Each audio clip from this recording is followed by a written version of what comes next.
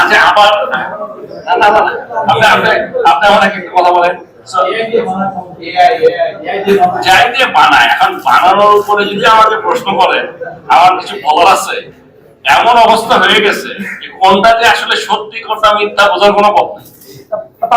এতগুলা বেরোচ্ছে, না না আমি আরেকটা কথা বলে নিই, এত বেরোচ্ছে যে আমার পরিচিত যারা আমার কাছে পাঠায় এখন বলে কি এটা কি সত্যি, আমি কেন বলবো এটা সত্যি, আরে কি মুশকিল, দেখে তো মনে একেবারেই সত্যি। এমন ভাবে বানায় যে বোঝারও কোনো পথ নেই। আমি বলছি, বাট এই প্রসঙ্গে আমি একটা কথা বলে এই আমার তরফ থেকে শেষ করছি।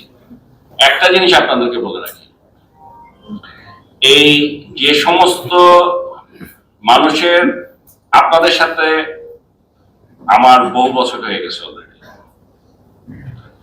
প্রশ্ন করতে চাই আমি প্রশ্ন করতে না করব, উত্তর দিব না, কখনো এরকম ছিল না।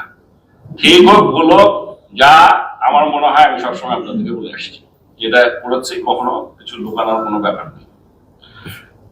কিন্তু তার মানে এই না, এখন যে সমস্ত জিনিস সোশ্যাল মিডিয়াতে চলছে, বিশেষ করে খেলোয়াড়দের বিরুদ্ধে পার্সোনাল যে অ্যাটাক, আর অ্যাটাকের একটা নমুনা আছে।